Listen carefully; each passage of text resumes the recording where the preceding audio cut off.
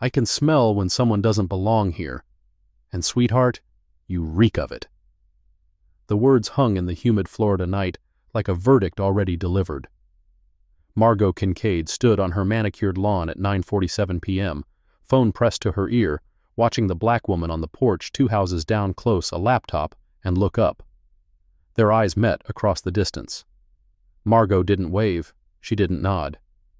She simply stared with the particular intensity of someone cataloging evidence for a case she had already decided.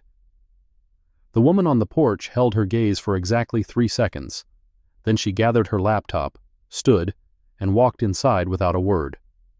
Margot smiled. 53 minutes later, she would dial 911. 2 hours and 20 minutes after that, 6 federal vehicles would seal off Coral Ridge Lane, but none of that had happened yet. What happened first was the knock. No, not a knock. A knock implies courtesy. This was something else entirely. This was the sound of a fist meeting wood with the full intention of splintering both. 12:07 a.m.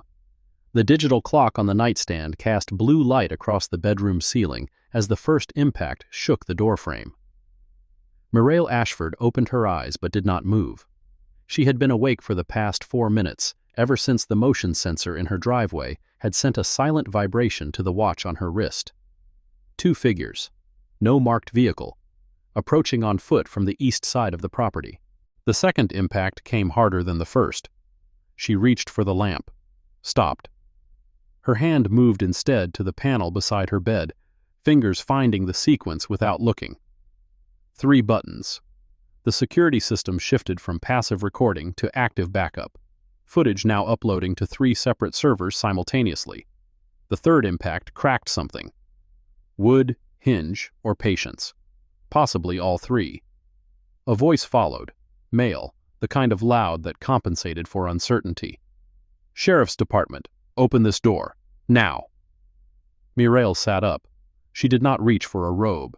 She did not call out. She walked to the hallway in the darkness she knew better than daylight, her bare feet silent on the hardwood she had chosen specifically because it did not creak. The peephole showed 2 shapes in brown uniforms. No cruiser parked at the curb, no lights, just a black SUV idling 3 houses down, headlights off. She checked the corners first. Always the corners. Through the narrow window beside the door, she could see one deputy's hand resting on his holster. The other held a flashlight aimed directly at the peephole, trying to blind anyone looking out. Standard intimidation positioning. She had taught a class on it once, 7 years ago. Different context. She pressed the intercom button. "This is the homeowner speaking. I need to see a warrant before I open this door." The flashlight wavered. The hand on the holster tightened.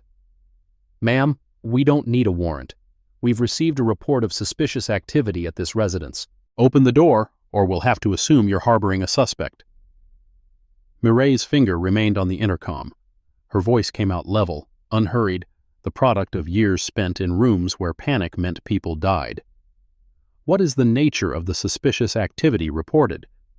That's not your concern right now. Your concern is opening this door. I'm exercising my Fourth Amendment rights.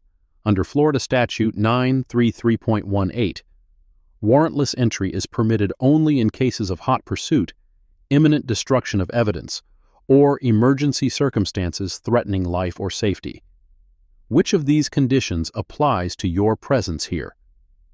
Silence. The flashlight beam shifted. She heard whispered conversation, too low to make out the words but clear enough to catch the tone, confusion, irritation. And underneath both, something that sounded almost like amusement. Then a different voice, female, older, carrying the worn patience of someone who had done this too many times to count. "Ma'am, my name is Sergeant Renata Voss, Broward County Sheriff's Office. My partner is Deputy Colt Brannigan. We're responding to a 911 call reporting a possible burglary at this address. We need to verify that you're the legal occupant of this residence and that no crime is in progress. The sooner you cooperate, the sooner we can all get back to our evenings." Mireille noted the shift in approach. Good cop, reasonable cop, the kind of cop who used courtesy as a compliance tool. She had used it herself, Many times. It worked more often than force. I can provide identification and proof of residency through the mail slot, Mireille said. I will not open this door without a warrant or the presence of a supervisor. Ma'am, I am the supervisor on scene tonight. Then I'll wait for your supervisor's supervisor. The flashlight clicked off. In the sudden darkness, she could see Brannigan's face through the window. Young, white. The kind of square jaw that photographed well in recruitment brochures. His expression had shifted from impatience to something colder. Lady, he said, and the word carried weight she recognized. I've been doing this job for 8 years. I know how people act when they've got nothing to hide. And I know how they act when they're stalling. Which one are you? Mireille did not answer. She was reading the patch on his shoulder. Coral Ridge Division. She had filed a report about that division 18 months ago. Anonymous. Regarding a pattern of complaints from residents in predominantly black neighborhoods. The report had been forwarded to Internal Affairs. She had never received a response. Ma'am, Voss again, the courtesy thinning. I'm going to count to 10. At the end of that count, if this door isn't open, we'll have no choice but to assume a hostage situation or officer safety threat. At that point, this becomes an emergency entry. I strongly suggest you reconsider your position. The count began. Mireille walked to the kitchen. She opened a drawer, removed a small device, and pressed a single button. The device was not a weapon. It was not a phone. It was something she had installed herself 3 years ago, connected to a network that did not answer to Broward County. She pressed the button twice more. The sequence complete. Then she returned to the door. 8, 9, 10. The first kick hit just below the lock. The door held. Ma'am, this is your final warning. Mireille pressed the intercom one more time. Her voice did not waver. Deputy Brannigan, Sergeant Voss, I am formally informing you that you are being recorded by multiple camera systems. I am formally citing Florida Statute 933.18 and the Fourth Amendment to the United States Constitution. I am formally advising you that proceeding with forced entry will constitute a violation of 18 U.S.C. Section 242, deprivation of rights under color of law. This is your notice. What happens next is documented. The second kick splintered the frame. She stepped back from the door. Not in fear, in calculation. The lock gave on the third kick. And then they were inside. 36 hours earlier, Mireille Ashford had stepped off a flight from Seattle with a carry-on bag and the particular exhaustion that came from 3 weeks of 16-hour days. The case was closed. 4 arrests, 2 convictions pending, 1 fugitive still at large, but contained to a region she could not discuss. She did not look like someone who had just dismantled a trafficking network. She looked like a 44-year-old woman in wrinkled slacks and a cardigan, waiting for her rideshare with the patience of someone who had learned to wait professionally. The driver tried to make conversation. She answered in monosyllables. Not rudeness, conservation. She had spent 17 days talking to people who did not want to talk. Now she wanted silence. Coral Ridge Estates announced itself with a gatehouse and a sign made of coral stone. The guard checked her face against a screen, then checked again. Ma'am, I need to verify your access card. She handed it over. He scanned it. The light turned green. Ma'am, I need to see a secondary ID. She handed over her driver's license. He compared the photo. The light had already turned green. He compared anyway. Ma'am, are you visiting someone or? I live here. 184-7 Coral Ridge Lane. 4 years. She kept her voice neutral, stating facts. The access card and license both show my address. The guard handed back her documents. He did not apologize. He simply lifted the gate arm and looked away, already done with her in the way that certain people became done with certain other people. The driver glanced at her in the rearview mirror, decided not to comment. Mireille had learned not to expect comments. She had also learned to document. What's your name, please? The guard looked up, surprised. Ma'am? Your name, for my records. T. Wilson, ma'am. She typed it into her phone. Date, time, location, interaction summary. The driver watched her type, said nothing. The gate closed behind them. 1847. Coral Ridge Lane was a single-story ranch house, 3 bedrooms, purchased in cash 4 years prior when Mireille had decided she was done with apartments and landlords and the particular vulnerability of shared walls. The lawn was maintained by a service. The interior was maintained by her. She let herself in, disabled the alarm with a code she changed monthly, and stood in the foyer for a full minute, listening, observing, noting what was exactly as she had left it and what was not. The mail had been collected by the neighbor boy as arranged. Stack on the entry table. Electric bill on top. She would review it later for any anomalies in usage patterns. The plants were alive. Automatic watering system. She did not trust plants that required daily attention. Trust required predictability. The bedroom first, then the kitchen, then the living room, then the second bedroom she used as an office, then the guest room she never used, then the garage, then the backyard, corners, windows, entry points, all clear. She allowed herself to exhale. The shower ran for 11 minutes. The water pressure in Coral Ridge was excellent. That had been one of the deciding factors. After 11 minutes, she dressed in cotton pants and a t-shirt, made a cup of tea she would not finish, and sat on the back porch to watch the sun set over the retention pond that the HOA insisted on calling a lake. At 9:15 p.m., her laptop chimed. Incoming message. Encrypted. She opened it, read it, closed it. The fugitive from the Seattle case had been spotted in Boise. Not her jurisdiction anymore, but good to know. She would sleep slightly better tonight. At 9:32 p.m., movement in her peripheral vision. She looked up. A woman stood on the lawn of the house 2 doors down, white, late 50s, hair styled in the particular helmet shape favored by women who had time and money for weekly salon visits. She was speaking on a phone, but her eyes were fixed on Mireille's porch. Mireille recognized her. Margot Kincaid, HOA president. They had met exactly twice. Once when Mireille had moved in and received a laminated welcome packet with 17 pages of neighborhood rules.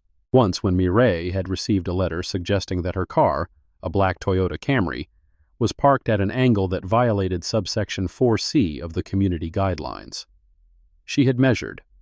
The car was perfectly parallel. She had kept the letter anyway. Documentation. Margot was still staring, still talking.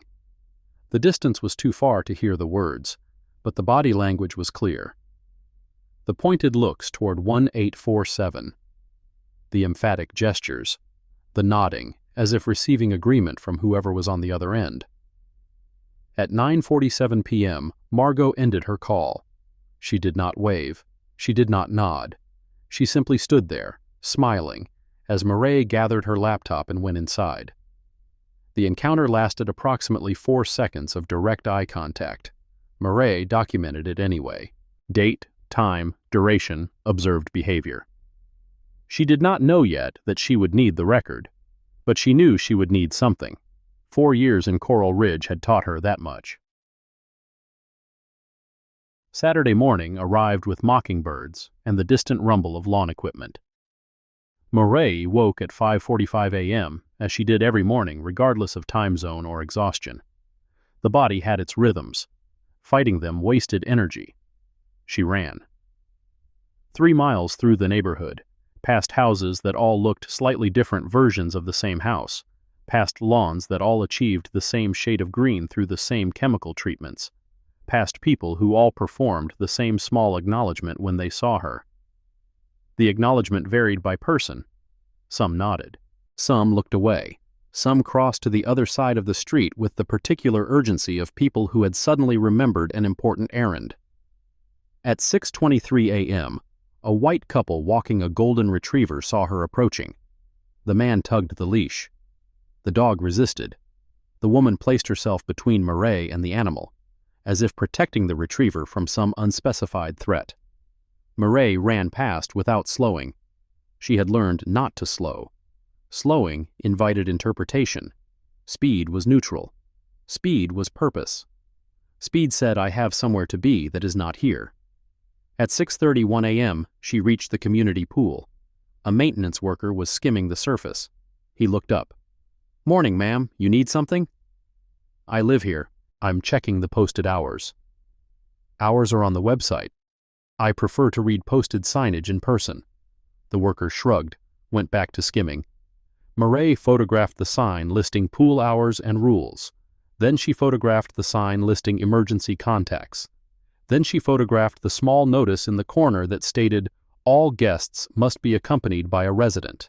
Valid ID required upon request. She had never been asked for ID at the pool. She had also never used the pool, but documentation did not require participation.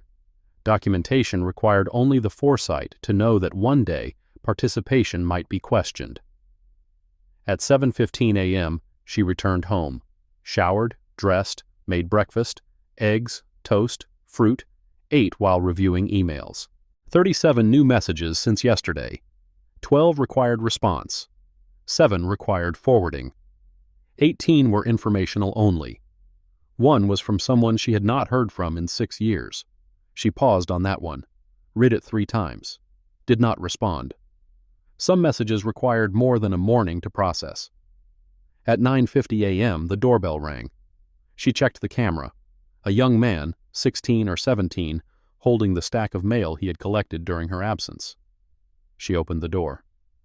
Ms. Ashford, here's your mail, 3 weeks' worth. Thank you, Marcus. What do I owe you? Mom said just the 15 we agreed on. She handed him a 20. He tried to give back change. She shook her head. Keep it. Appreciate you not leaving it to pile up in the box. Marcus pocketed the bill with the particular gratitude of a teenager who had just received unexpected money. Ms. Ashford, can I ask you something? Go ahead. Mrs. Kincaid came by while you were gone, asked if you'd moved out. I told her no, you were just traveling. She asked where you went.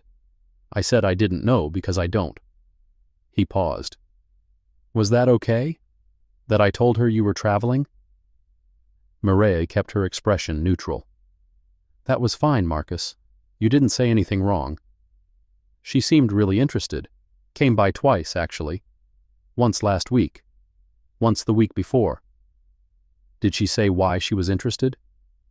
No, ma'am. Just asked questions. About you. About your car. About whether you had visitors. He shifted his weight, uncomfortable with the memory. I didn't tell her anything because I don't know anything, but I thought you should know she was asking. I appreciate you telling me, truly. Marcus nodded. He was a good kid, good instincts, good boundaries. Someone had raised him well. After he left, Mireille added the conversation to her documentation file. Margot Kincaid. 2 visits during absence. Questions about occupancy, vehicle, visitors. She did not know what it meant. She knew it meant something. If you're already invested in this story, make sure to subscribe and hit the notification bell because the situation at 1847 Coral Ridge Lane is about to get much worse before it gets better. Ciao. At 11:30 a.m., Mireille drove to the grocery store. The usual, the necessary, the routine that kept a house functioning while its occupant spent more nights away than home. The drive took 12 minutes through streets that curved for no discernible reason, past developments with names like Harbor Point and Sunset Cove that had neither harbors nor coves, through the particular geography of exurban Florida, where everything looked both new and already fading. The grocery store was unremarkable. She filled a cart with unremarkable items, vegetables, protein, things that would last. In the checkout line, a woman behind her sighed heavily. Mireille did not turn around. The sigh came again, louder this time, pointed. Some of us have places to be. Mireille continued placing items on the conveyor belt. She did not speed up. She did not slow down. She maintained the exact pace she had maintained since entering the line. Excuse me, are you deaf? Now she turned. The woman was white, mid-40s, wearing yoga clothes that had never seen the inside of a studio. Her cart held wine, cheese, and crackers, weekend entertaining supplies. "Can I help you with something?" "You can move faster. Some of us have guests coming." "I'm moving at a normal pace." "You're moving like you have nowhere to be. Some of us have responsibilities." The cashier, a young Latina woman, had stopped scanning. Her eyes moved between the two customers with the practiced wariness of someone who had seen this play out before. Mireille picked up her last item, a can of black beans, and placed it on the belt with deliberate care. "Ma'am, I'm purchasing groceries at a grocery store during normal business hours. If you have concerns about the pace of service, I'd suggest speaking with management rather than other customers." The woman's face reddened. "I don't like your tone." "I wasn't aware I had a tone, but I'll take that under advisement." She turned back to the cashier, smiled. "Whenever you're ready." The cashier scanned the beans, then the next item, then the next. The woman behind Mireille did not speak again, but her breathing remained audible, the heavy exhalations of someone who had been denied the confrontation they sought. Mireille paid, collected her bags, walked to her car. She did not look back. Looking back invited escalation. She had learned that too. In the car, she sat for a moment before starting the engine. Her hands were steady. Her pulse was slightly elevated but within normal parameters. The interaction had cost her perhaps 90 calories of stress response. Recoverable. Routine. She wondered, not for the first time, what the cumulative cost of such interactions might be over a lifetime. She wondered if anyone had studied that particular form of erosion. She started the car and drove home. Chut. At 2:15 p.m., Mireille's phone rang. Caller ID showed a number she recognized, but had not seen in 11 months. She let it ring 4 times before answering. Ashford. "Mireille, it's Warren." Warren Okonkwo, assistant director, a man she had worked with for 9 years, disagreed with for 8 of them, and respected in spite of both. "Warren, this is unexpected." "I know. I apologize for the out-of-band contact. This isn't official. I'm calling as a friend." "Since when are we friends?" A pause, the kind that meant he was choosing words carefully. "Since I reviewed your Seattle file this morning, the one you submitted 18 months ago, about patterns in the Coral Ridge Division of Broward County." Mireille's grip on the phone tightened slightly. That file was submitted through proper channels. It was, and it went nowhere. I'm aware. What I wasn't aware of, until this morning, is why it went nowhere. Enlighten me. Someone flagged it as low priority, reclassified it, buried it in a backlog that doesn't get reviewed unless something major happens. Who flagged it? Another pause. Longer this time. I don't know yet. The routing signature is encrypted at a level that requires more clearance than I currently have, which in itself is unusual for a routine complaint file. Mireille stood up, walked to the window, looked out at the street where nothing was happening, but everything felt slightly wrong. "Warren, why are you telling me this?" "Because you're spending your leave in that neighborhood. Because the file you submitted documented 17 complaints of racially motivated stops, detentions, and property searches in predominantly black areas of Coral Ridge, because someone made sure that file never got reviewed, and because I think you should know that someone, somewhere, doesn't want attention on that division. That's speculation. That's pattern recognition. You taught me pattern recognition, remember? 2017.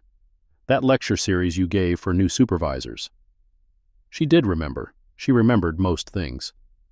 "What are you suggesting I do with this information?" "I'm suggesting you be careful. I'm suggesting you document everything. I'm suggesting that if anything happens while you're there, you make sure it gets reported through channels that can't be rerouted." "Warren." "Yes." "The fact that you called me about this, unofficially, on an unsecured line, that tells me you think something might actually happen." The longest pause yet. "I think," he said slowly, that patterns don't stop on their own. And I think that someone who files complaints about patterns sometimes becomes part of the pattern. That's all I think." He hung up before she could respond. Mireille stood at the window for a long time after that. The street remained quiet. The sun moved across the sky in its usual arc. The sprinkler systems activated on their usual schedules. Everything looked normal. Nothing felt normal. At 4:30 p.m. she went to her office, opened the safe, retrieved a device she had purchased 3 years ago through channels that did not leave receipts, tested its connection, verified its function.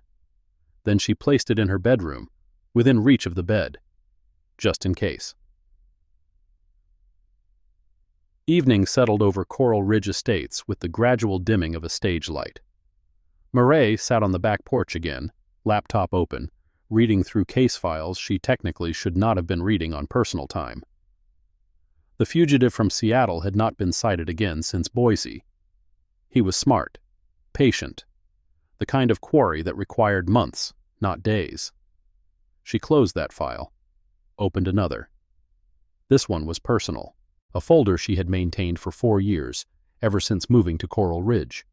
Contents, photographs, dates, descriptions of interactions. A catalog of small moments that individually meant nothing and collectively meant everything. The guard who checked her card twice. The neighbor who had called the HOA about her suspicious evening jogs. The letter about the parking angle. The time her garbage cans had been reported as left at the curb too long when they had been out for exactly 4 hours. The time someone had left a note on her windshield that read, "We don't know you. We're watching." That last one she had photographed and preserved.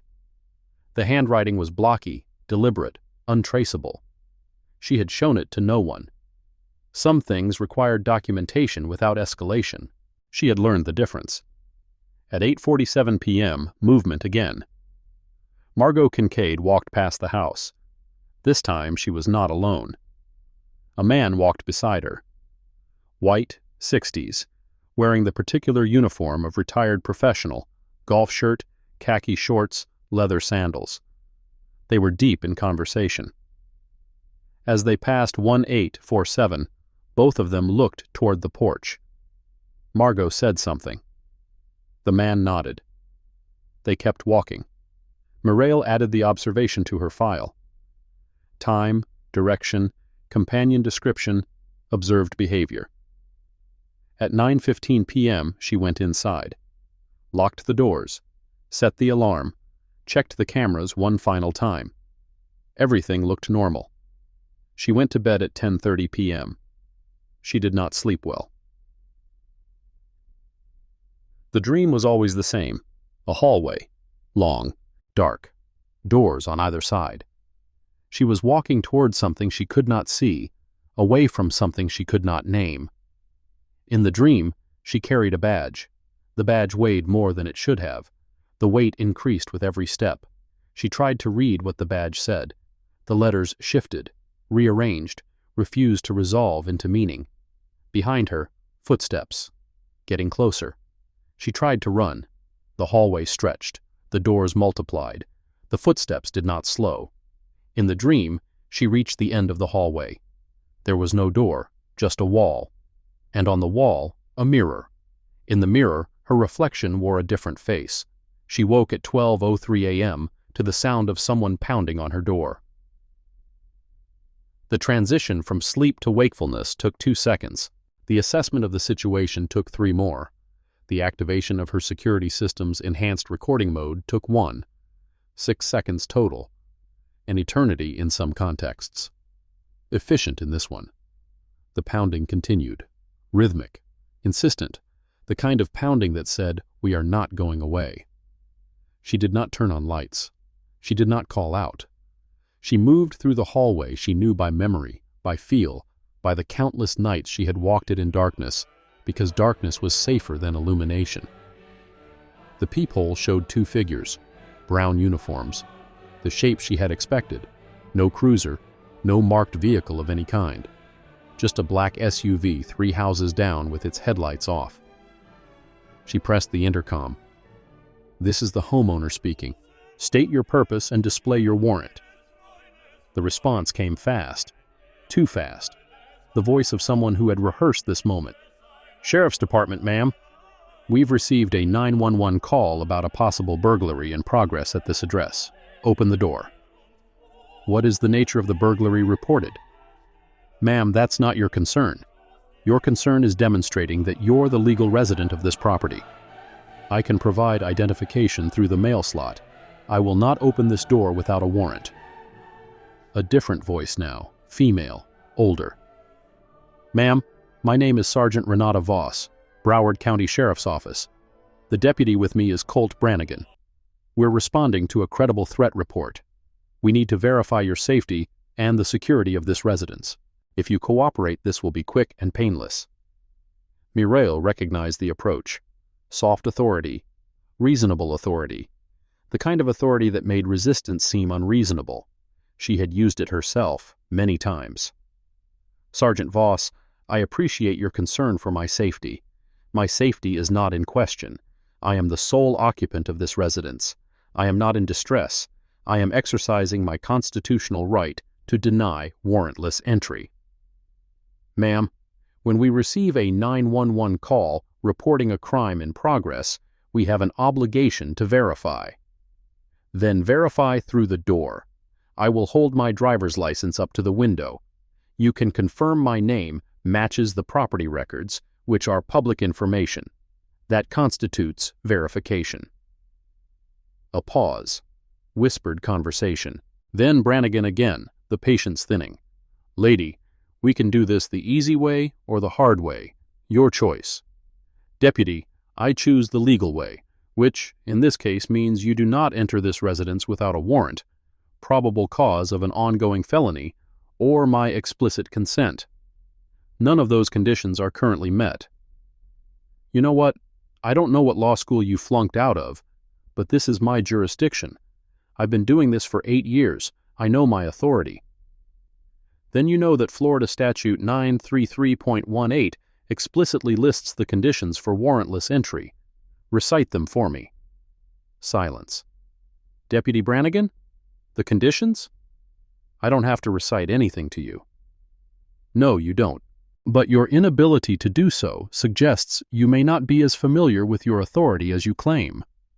The flashlight clicked on, aimed directly at the peephole. Mireille did not step back.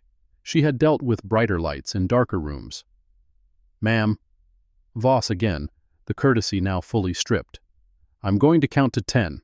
At the end of that count, if this door is not open, we will treat this as an emergency entry situation. Officer Safety Protocol. You have until 10. Sergeant, nothing about this situation constitutes an emergency. I am not in distress. I have not requested assistance. You have no evidence of a crime in progress beyond an anonymous 911 call. If you proceed with forced entry, you will be in violation of the Fourth Amendment and 18 U.S.C. Section 242. 1. Mireille walked calmly to the kitchen, opened the drawer, retrieved the device. 2. She pressed the button. Once, twice, 3 times. The sequence she had programmed. The signal she had never expected to use. 3. She returned to the door. 4. 5. Deputy Brannigan, Sergeant Voss, I am formally informing you that this interaction is being recorded by multiple security systems.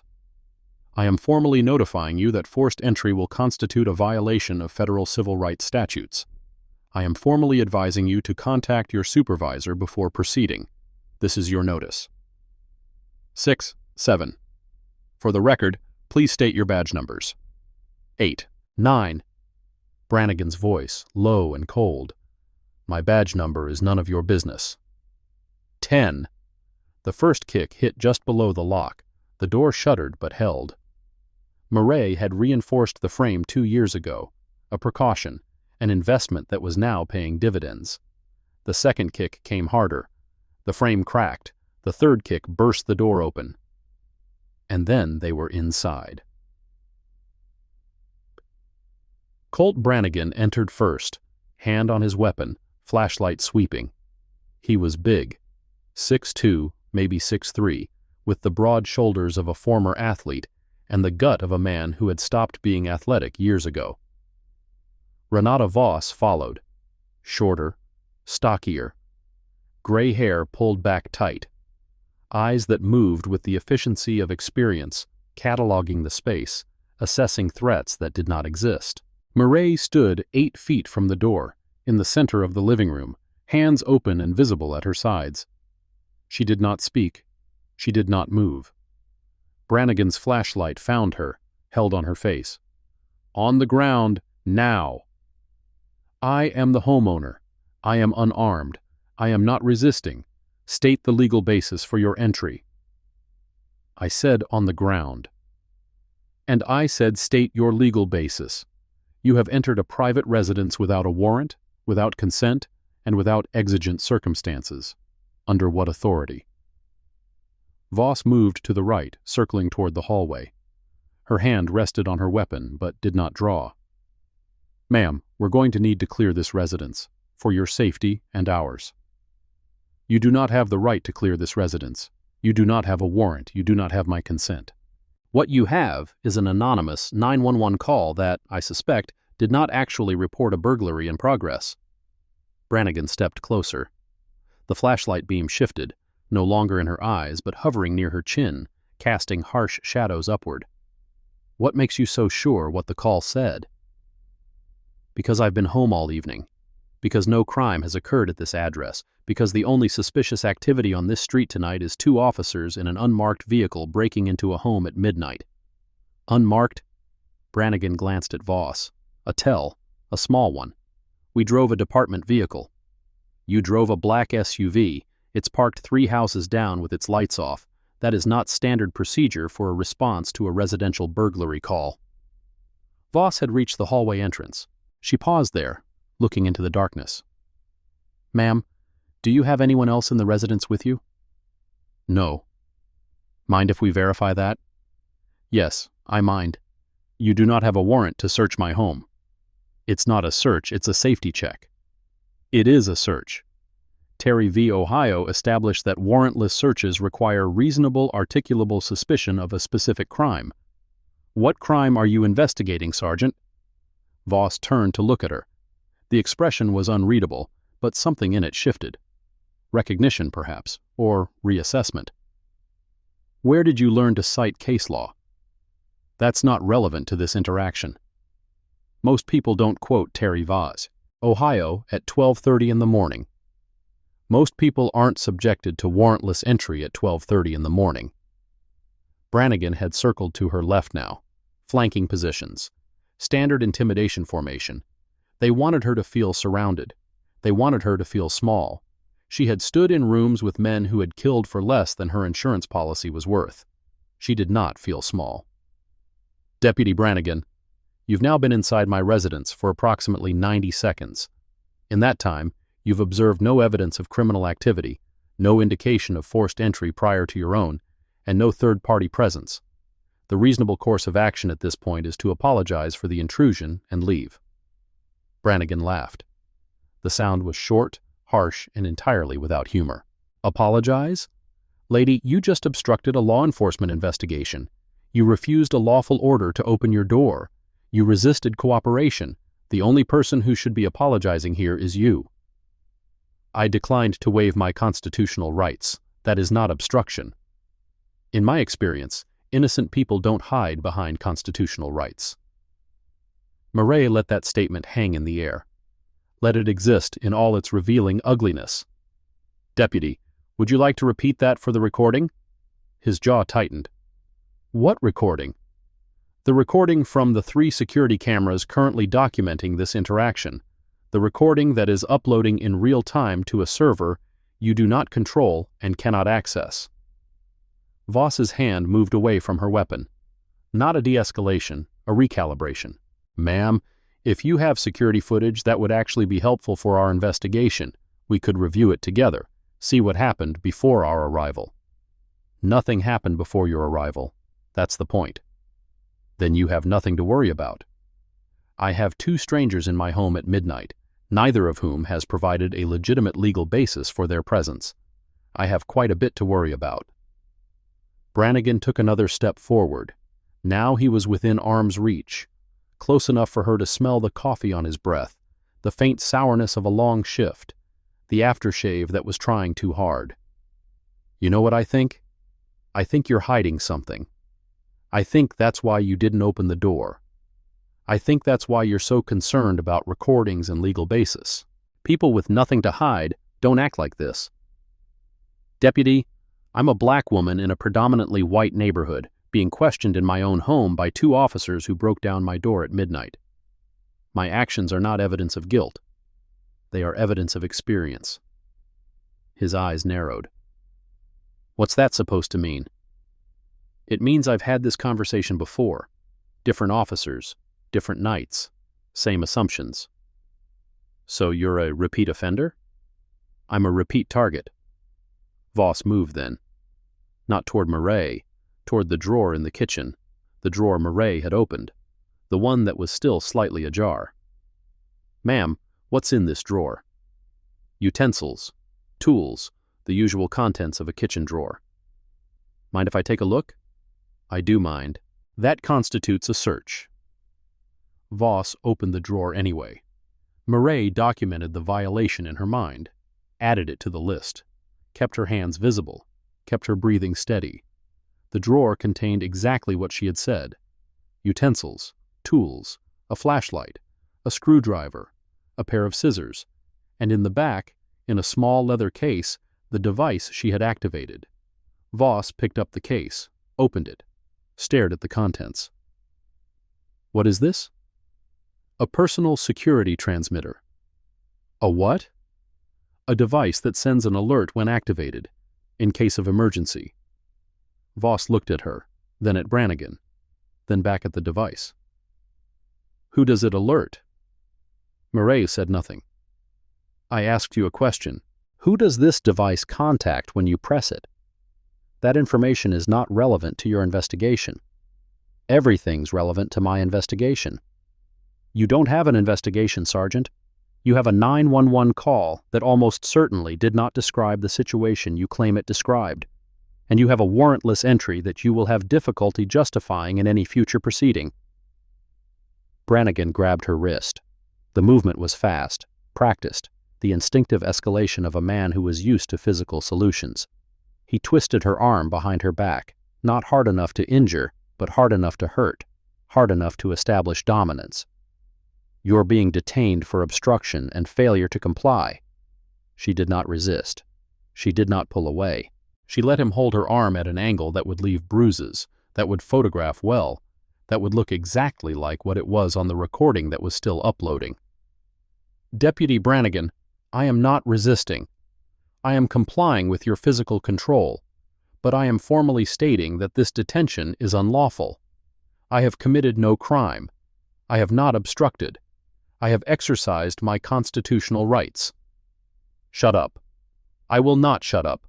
I will continue to state for the record exactly what is happening. You have entered my home without a warrant. You have searched my property without consent. You have now placed hands on me without cause. Every second of this is documented. Voss was still holding the device, still staring at it like it might explode. Brannigan, hold on. Hold on for what? She's resisting. She's not resisting. She's talking. That's different. She's not cooperating. She doesn't have to cooperate. That's not how this works. Brannigan's grip tightened. Mireille felt the bones in her wrist shift, the tendons stretch. Since when do you know how this works better than me? Since always. I've got 15 years on you. Let her go. She's a suspect. She's a homeowner, in her own home, who we entered without a warrant. Voss's voice had changed. The soft authority was gone. What remained was something harder, something that sounded almost like doubt. Let her go, Brannigan. A moment, then another. Then Brannigan released her wrist. Mireille did not rub the sore spot, did not give him the satisfaction of showing pain. She simply lowered her arm to her side and stood exactly where she had been standing. Sergeant Voss, I appreciate your intervention, I hope you'll reflect on whether you want your name associated with what has happened here tonight. Ma'am, don't push your luck. We're still investigating. Investigating what? You've searched my kitchen. You've found nothing. You've examined my security device. You've learned nothing.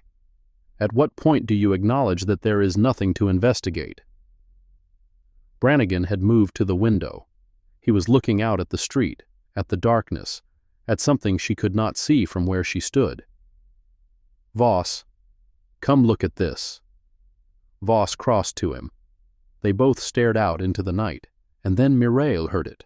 Sirens, but not close. Distant, coming closer. Multiple vehicles by the sound of it, moving fast. And then lights.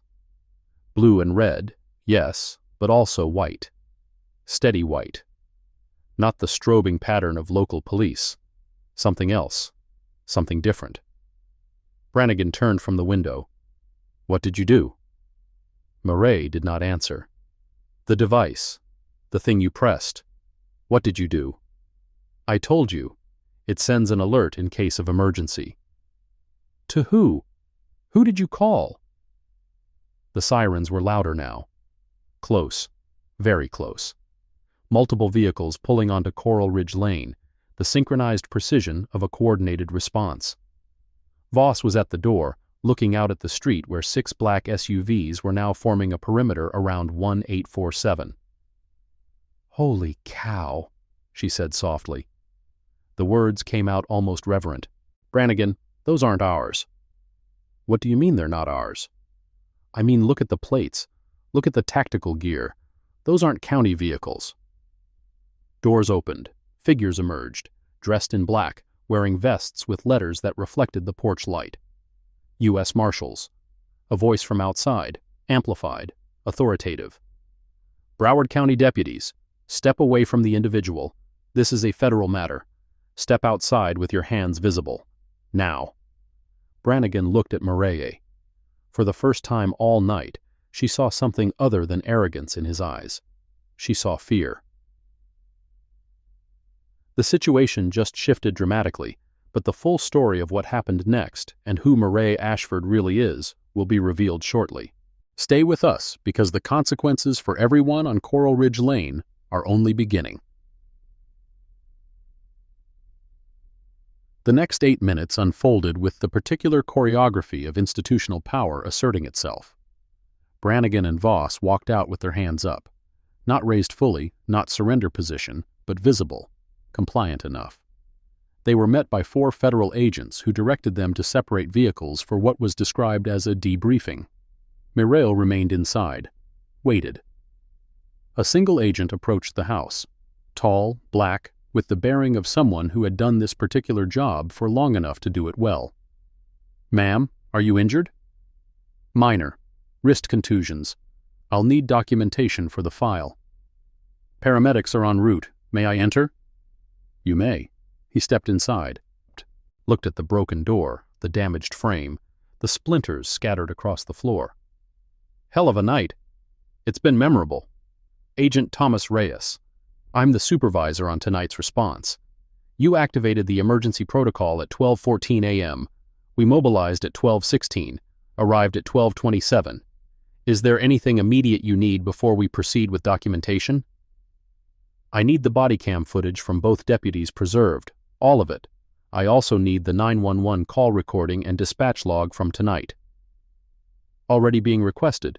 Anything else? I need to know who made that 911 call. Reyes nodded slowly. That information should be in the dispatch log. We'll have it within the hour. One more thing.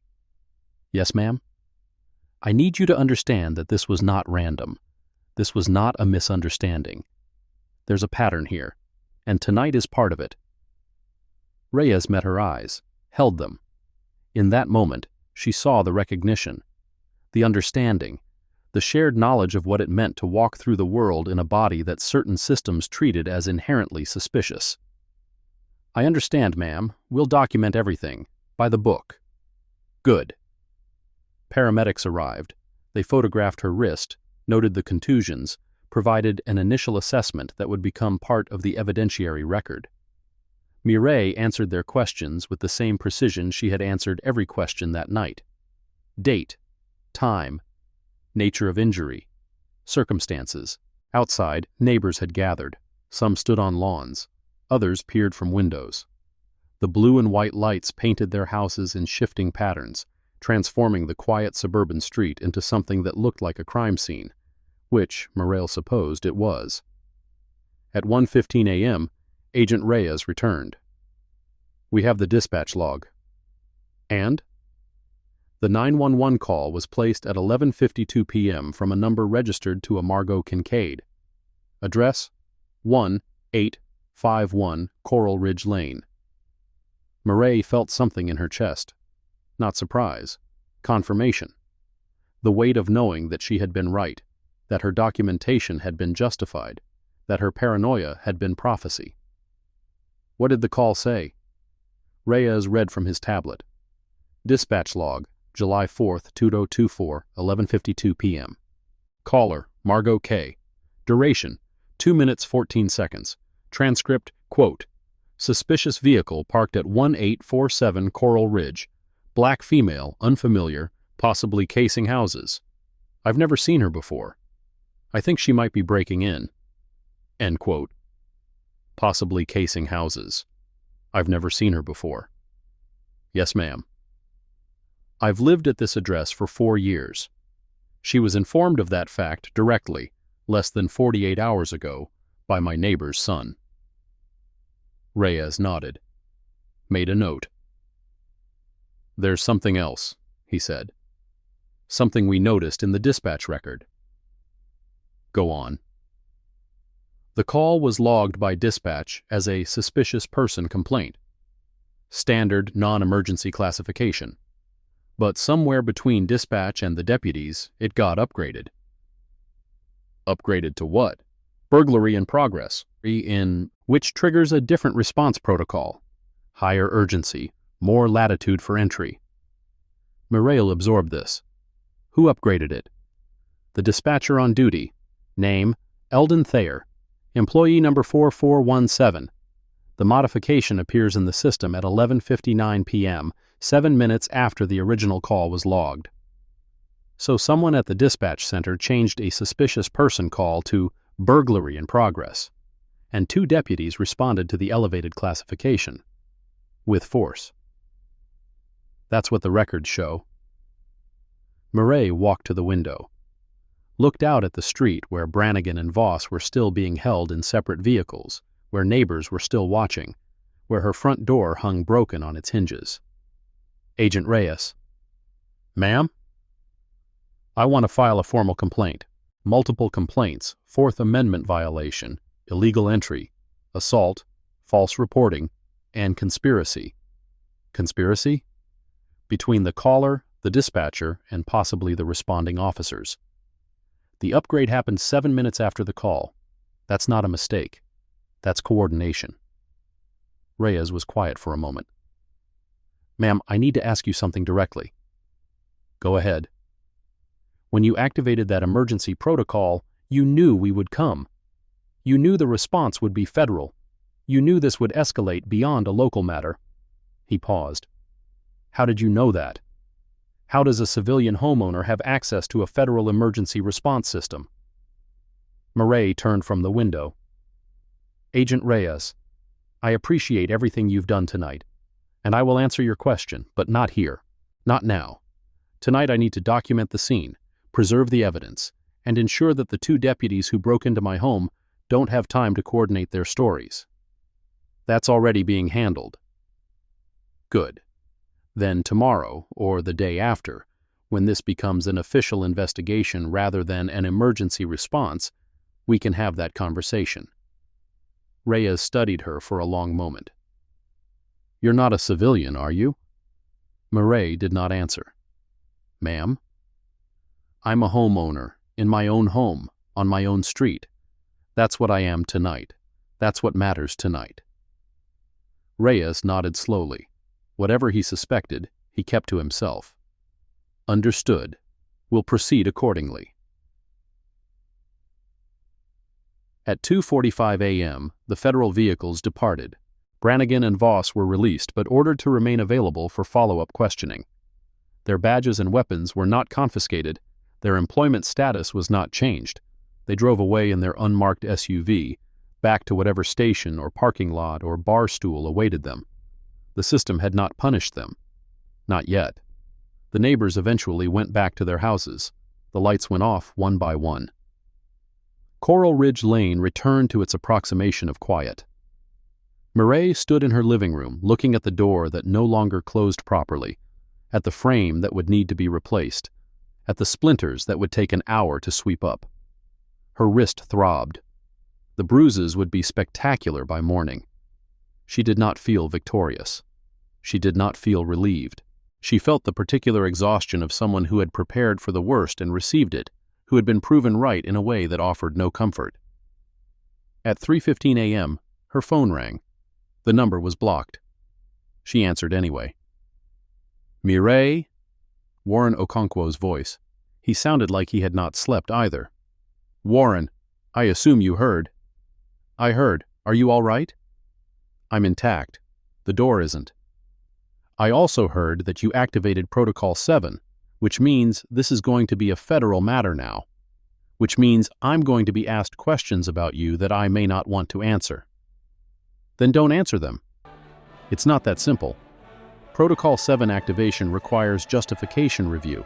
Someone is going to want to know why a routine suspicious person call generated a 6-vehicle federal response. It wasn't routine, it was coordinated. The 911 call was modified between dispatch and response. Someone upgraded it from a complaint to an emergency. Silence on the line. Mireille, the file you submitted 18 months ago, the one about patterns in the Coral Ridge Division. What about it? I found out who buried it. She waited. The routing signature traces back to an internal account. Someone inside our own house. Someone with clearance high enough to flag and reclassify without oversight. Who? I don't have a name yet, just a department. The Liaison Office for Local Law Enforcement Coordination, specifically the liaison to Broward County. Mireille closed her eyes. Let the implications settle. You're saying someone in our organization has been protecting the Coral Ridge Division from federal scrutiny. I'm saying someone has been making sure complaints about that division never get reviewed. Your complaint. Others. There's a pattern, Mireille, and now you've kicked the pattern in the teeth. Good. Not good. Dangerous. Whoever buried that file is going to know that you're the one who triggered tonight's response. They're going to know you have connections that can bypass their blocking. They're going to come at you. Let them. Mireille. Warren, I've spent 20 years building exactly the kind of network that can withstand exactly this kind of pressure. Tonight was not an accident. Tonight was a demonstration. Whoever is protecting that division needs to understand that I am not a random homeowner with a security system. I am someone who can make their protection irrelevant.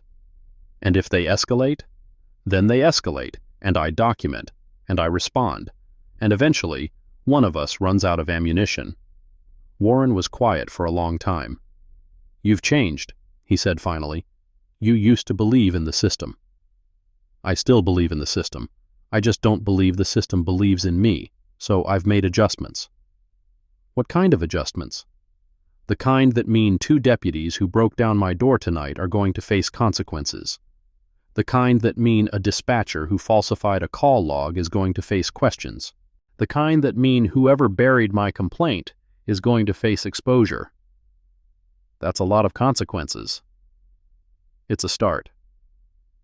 She hung up the phone, sat in the darkness of her living room, let the silence wash over her like a tide.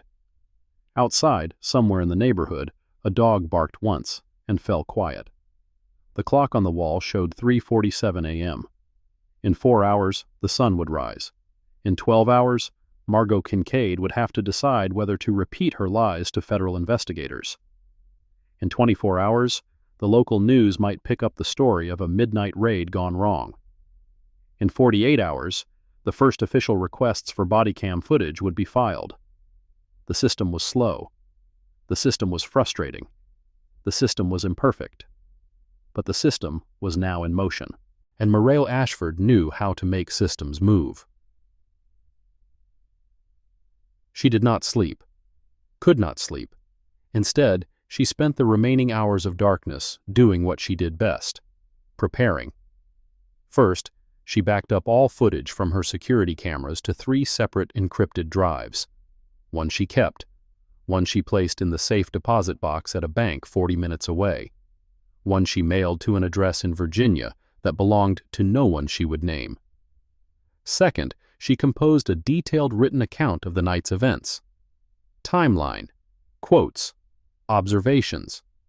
Every detail she could remember, locked in writing before memory could soften or shift. Third, she reviewed the document she had never expected to need, the file she had prepared 4 years ago when she first moved to Coral Ridge, anticipating exactly this scenario. It contained copies of her deed, her property tax records, her utility bills, her insurance documents. It contained photographs of her moving into the house, dated and time-stamped. It contained the laminated welcome packet Margot Kincaid had handed her on move-in day, with Margot's handwritten note inside. Welcome to the neighborhood. Please review the attached guidelines carefully. 4 years ago, Margot had welcomed her. Tonight, Margot had tried to have her removed. What had changed? Or what had always been true that Mireille was only now seeing clearly? At 5:30 a.m., her phone buzzed with a text. Unknown number. One line. Be careful who you trust. Even the ones who came tonight. She stared at the message. Read it twice. 3 times. Then she took a screenshot, saved it to her documentation file, and began to wonder who, among the agents who had responded to her call, might not be what they appeared.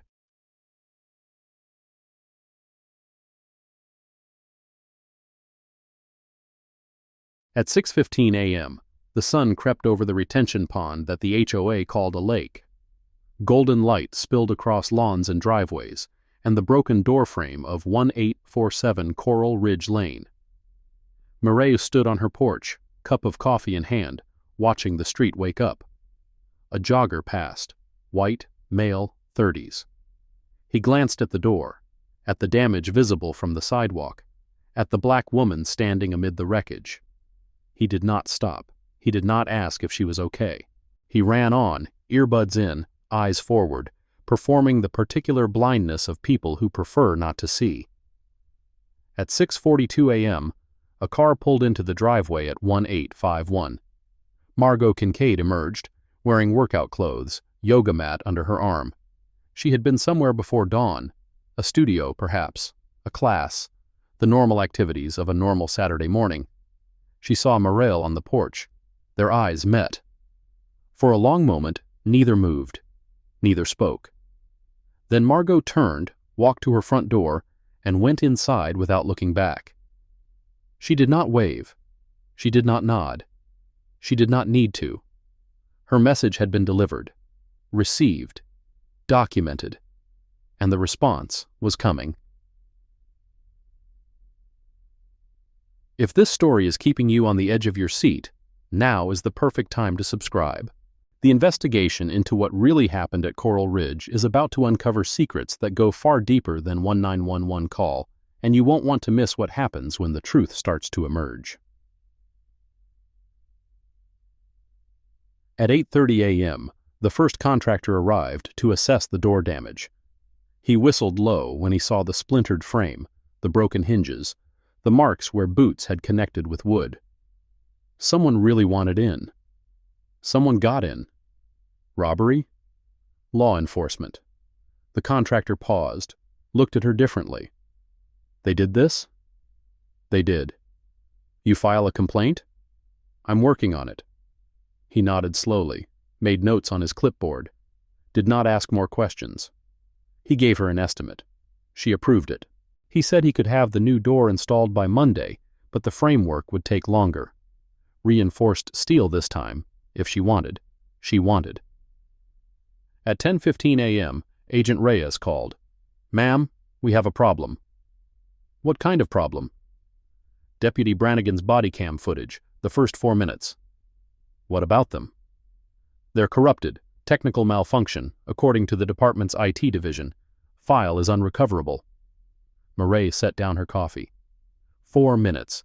The exact duration from when they arrived to when they breached the door. Yes, ma'am.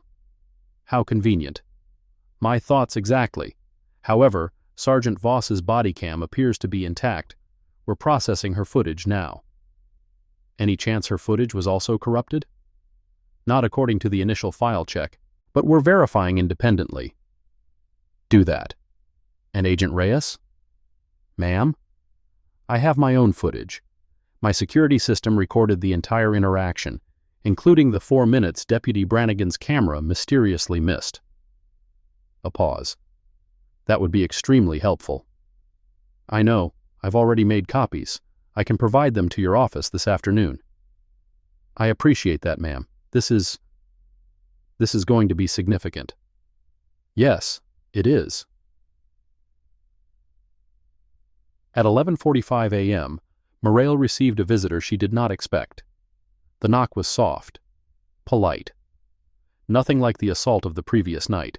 She checked the camera. A young black man, early 20s, wearing a polo shirt and khakis. He held a badge wallet open to the lens. She opened the makeshift barrier she had rigged across the doorway. Can I help you? Ma'am, my name is Deputy Marshal Corey Vaughn. I was part of the response team last night. Agent Reyes asked me to check on you this morning. Make sure you have everything you need. Agent Reyes could have called. He could have, but he thought a personal visit might be more appropriate, given the circumstances. She studied him. Young, earnest. The kind of face that had not yet learned to hide what it was thinking. What circumstances would those be? The circumstances where a fellow... He paused, reconsidered his words. The circumstances where someone who deserves support receives it. Fellow. He had almost said fellow. Fellow what? Come in, Deputy Vaughn. Watch your step around the threshold. He entered, looked around at the house, the damage, the evidence of violence. This is worse than the report indicated. Reports always understate. Yes, ma'am, they do. She offered him coffee. He accepted. They sat in the living room, sunlight streaming through windows that had witnessed something very different 12 hours earlier. Deputy Vaughn, how long have you been with the Marshals? 3 years, ma'am. 2 in the field. Where were you before that? Army, MP Corps, 2 deployments. And before that? He smiled slightly. Florida State, criminal justice degree, graduated top of my class. From FSU to the Army to the Marshals, that's not a typical trajectory. No, ma'am. I wanted to serve. The Army taught me how. The Marshals gave me somewhere to apply it. And last night, responding to a Protocol 7 activation, how did that feel? His expression shifted. Something guarded entered his eyes. Honestly, ma'am, confusing. We don't get many Protocol 7 calls, and when we do, they're usually different. Different how? Usually it's a witness protection issue, or an active threat to a protected individual. Not a... He stopped himself. Not a residential break-in by local deputies? Right. You're wondering how a civilian homeowner has access to Protocol 7. I'm wondering, ma'am, yes, but I'm also aware that some questions are above my pay grade. Mireille set down her coffee. Deputy Vaughn, let me ask you something directly. When you saw the address on the response alert last night, did you recognize it? No, ma'am. And when you arrived, when you saw me standing in my living room, did anything strike you as unusual? Ma'am? Anything at all, first impressions, gut reactions. He was quiet for a moment, thinking. Honestly, you seemed calm, too calm. Most people we respond to are shaken, crying, angry. You were just present, like you'd been waiting for us. I had been waiting? For the response? For something like it. For years. His eyes widened slightly, then narrowed. The pieces were connecting behind his expression, forming a picture he did not yet have permission to see clearly. Ma'am, I don't know who you are. I know your name is Mireille Ashford. I know you live at this address. I know you triggered a federal response, but I don't know who you are. And you're curious. I'm respectful of the fact that you probably have reasons for keeping certain information private. Good answer. It's the truth. Even better. She stood, walked to the window, looked out at Coral Ridge Lane, at the houses that held neighbors who had watched her be attacked and done nothing, at the street that had been her home and her battleground. Deputy Vaughn, I'm going to tell you something. Not because you asked, but because you're going to hear it eventually, and I'd rather you hear it from me. Yes, ma'am. I've been doing this job in one form or another for 22 years. I've seen systems protect their own. I've seen complaints disappear. I've seen good people destroyed by bureaucratic indifference, and I've learned that the only way to survive is to build your own infrastructure, your own network, your own redundancies. Last night was one of those redundancies. Last night was proof of concept. I've spent 4 years in this neighborhood, documenting every interaction, every microaggression, every suspicious glance. Not because I'm paranoid, because I'm prepared. And last night, that preparation was justified. The 911 call, the dispatcher modification, the aggressive entry. All documented, all preserved, all ready to be deployed when the time comes. Vaughn leaned forward.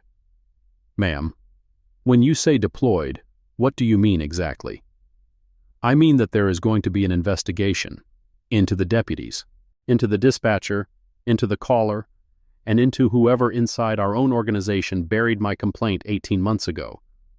Inside there's a mole, Deputy Vaughn, someone in the liaison office, someone who has been protecting the Coral Ridge Division from federal scrutiny. I don't know who yet, but I'm going to find out. Vaughn sat very still. Ma'am, that's a serious allegation. It's a serious situation. If there's someone inside the Marshals working against... I didn't say Marshals, I said liaison office. That could be Marshals, could be FBI, could be interagency. The point is, someone made sure my original complaint never saw the light of day, and now that complaint is very much illuminated. What are you going to do? I'm going to let the system work, but I'm going to watch it very carefully, and if it fails, I'm going to make sure the failure is public. Vaughn stood. Ma'am, I want to help, if there's anything I can do. There is. You can keep your eyes open. Listen for anything unusual. Anyone asking questions they shouldn't be asking. Anyone interested in this case who doesn't have a reason to be. And if I hear something? You have my number.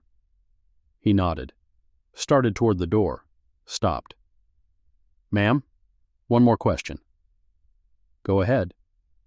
Last night, when the deputies were holding you, when Brannigan had your wrist twisted behind your back, you could have fought. I saw the footage from Voss's camera. You knew how to position yourself. You knew how to protect your joints. You've had training. Is there a question in there? Why didn't you fight back? You could have. You had the ability. Mireille looked at him, saw the genuine confusion, the young man's certainty that strength meant action, that power meant force. Deputy Vaughn, I'm a black woman in America. If I had fought back, I would be the story. Not them, not the false call, not the illegal entry. Me, the aggressive black woman who attacked officers. But it would have been self-defense. It would have been suicide, by headline. She paused. I've learned to fight differently, with documentation, with patience, with systems that work even when I can't. That sounds exhausting. It is. Does it ever work? Sometimes, not always, but sometimes is better than never, he nodded slowly. Stepped through the doorway. Ma'am, for what it's worth, I'm glad we were the ones who responded last night, and I'm glad you're okay. Thank you, Deputy. That's worth quite a bit. She watched him walk to his vehicle, watched him drive away. Then she returned to her documentation. There was more to do. There was always more to do. At 1:30 p.m., the phone rang again. Caller ID showed a number she did not recognize. Florida area code. Local. "This is Ashford." "Ms. Ashford, my name is Pamela Truong. I'm a reporter with the Broward Observer. I'm working on a story about an incident on Coral Ridge Lane last night. Do you have time to comment?" Mireille considered. "How did you get my number, Ms. Truong?" "A concerned citizen provided it. They said you might have information relevant to a pattern of complaints about the Coral Ridge Division of the Broward County Sheriff's Office." "A concerned citizen?" "Yes, ma'am." "And what pattern would that be?" "Allegations of racially motivated stops, searches, and harassment in predominantly black neighborhoods. At least 12 complaints in the past 3 years, none of which have resulted in disciplinary action." 12 complaints. Mireille had documented 17. Either the reporter's source had incomplete information, or 5 of those complaints had been buried even deeper than she thought. "Ms. Truong, I'm not going to comment on an ongoing investigation." "I understand. But I'm wondering if you could confirm that an incident occurred at your residence last night involving 2 Broward County deputies and a subsequent federal response." "That would be a matter of public record. You can request the incident reports through official channels." "I already have. The county is claiming the reports are sealed pending investigation." "Then it sounds like there's an investigation." "Ms. Ashford, I've been covering this beat for 6 years. I know what a sealed report means. It means someone doesn't want the public to know what happened. And based on the federal involvement, whatever happened was significant." Mireille was quiet for a moment. "Ms. Truong, let me ask you something." "Of course." "The concerned citizen who gave you my number, did they give you anything else? Any documents? Any recordings?" "I can't reveal my sources." "I'm not asking you to reveal them. I'm asking whether they provided material beyond contact information." A pause. "They provided some material, yes." "What kind of material?" "A partial 911 transcript, and what appears to be an internal dispatch log showing a modification to the call classification." Mireille felt something shift in her chest. Interest. Concern. Both. "Ms. Truong, who is your source?" "I told you, I can't." "Your source has access to internal county dispatch records. That's not public information. That's not something a concerned citizen would have. That's something an insider would have." Silence on the line. "Ms. Ashford, are you suggesting my source is unreliable?" "I'm suggesting your source has motives I don't understand. Someone wants this story public. The question is why, and who benefits?" "Doesn't transparency benefit everyone?" "Transparency can. Selective leaks usually benefit whoever's doing the selecting." Truong was quiet for a long moment. "You're not what I expected." "What did you expect?" "A victim. Someone who wanted their story told." "I want my story told accurately, and I want to understand why someone is trying to tell it before I'm ready." "When will you be ready?" "When I know who's on my side and who's pretending to be." "That's a cynical perspective." "It's an informed one. Ms. Truong, I appreciate your call. When I'm ready to comment publicly, you'll be among the first to know. But not yet. Not until I understand the full picture." "Can I call you again?" "You can. I may not answer."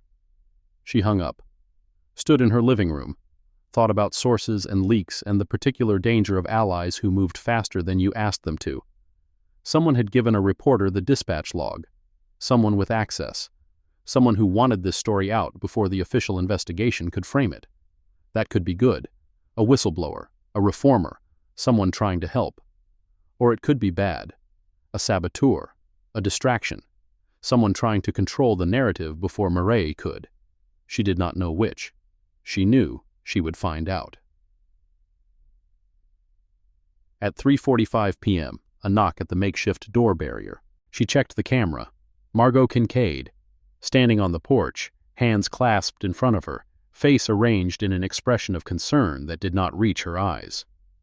Mireille did not open the door. "Can I help you, Ms. Kincaid?" "Ms. Ashford, I heard about what happened last night. I wanted to come by and express my concern." "Your concern?" "Yes. It must have been terrifying, having officers show up like that. A misunderstanding, I'm sure, but still." "A misunderstanding?" "Well, yes. I mean, I had no idea. When I saw that car I didn't recognize, and a person I didn't recognize, I was concerned for the neighborhood, that's all. You can't be too careful these days." Mireille watched her through the camera. The practiced innocence, the rehearsed phrases, the particular performance of someone who believed their own narrative. "Ms. Kincaid, you've lived 2 houses away from me for 4 years. "Yes, but 4 years, during which time I have paid HOA dues, attended 2 neighborhood meetings, received your welcome packet with its 17 pages of guidelines. You know I live here. You have known it for 4 years. "Well, I forgot. You're away so often. And it was dark. You called 911 and reported a suspicious black female. You told them you had never seen me before. You told them I was possibly casing houses. Do you remember saying that?" Margot's expression flickered, the mask slipping. I was describing what I saw." "What you saw was your neighbor, sitting on her own porch at her own house, reading. What you described was something else entirely. I made a mistake. You made a phone call. There's a difference. Ms. Ashford, I came here to apologize." "No, you came here to manage your exposure. You realized that federal agents responded to your call. You realized this has become something bigger than a neighborhood dispute. And you're trying to establish that you're the reasonable one, the concerned one, the one who just made an innocent mistake." "That's not—" "Ms. Kincaid, I'm not going to accept your apology. I'm not going to shake your hand. I'm not going to pretend that last night was a misunderstanding that we can all move past." "What do you want?" "I want you to understand that what happened last night has consequences. For the deputies who broke down my door. For the dispatcher who modified your call, and possibly for you. For me, I just made a phone call.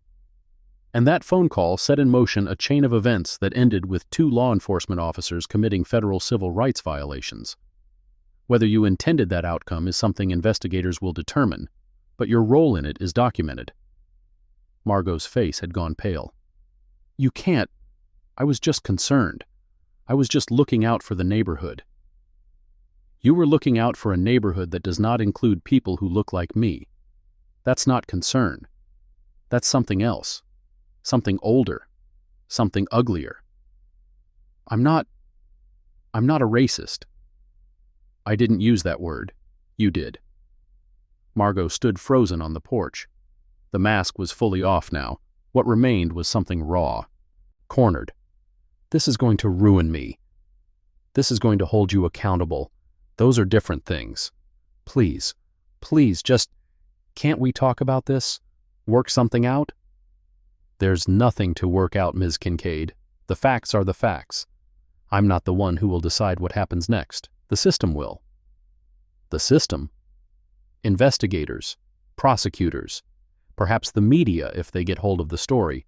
All of them will look at what you did and make their own judgments. I'll tell them it was a mistake. You can tell them whatever you want. I'll be telling them the truth." Margot stared at her for a long moment. Then something in her expression shifted, hardened. "You know, I tried to be nice. I came here to make peace. But I can see that's not what you want. I want justice. You want revenge. The difference between those 2 things is something you'll learn, eventually." Margot turned, walked back down the driveway, did not look back. Mireille watched her go, watched her enter her house at 1851, watched the door close, and wondered what would happen next. At 6:15 p.m., Mireille received an encrypted email from an address she had not seen in 3 years. The sender line was blank. The subject line read, "Careful." The body contained 2 lines. "The reporter's source is not who they seem. Trust the young deputy. Do not trust the response coordinator. She read it twice, then deleted it, then stared at the blank screen for a long time. The response coordinator. That was Agent Reyes, the man who had led the federal response, the man who had seemed helpful, professional, appropriate. Do not trust him. But the message also said to trust Vaughn, the young deputy who had visited this morning, the one who had seemed earnest and genuine. Trust and distrust. Two sides of the same coin, both requiring information she did not yet have. She pulled up the documentation file, added a new entry. Source unknown. Message received via encrypted channel. Claims reporter's source may be compromised. Claims response coordinator may be untrustworthy. Claims young deputy may be reliable.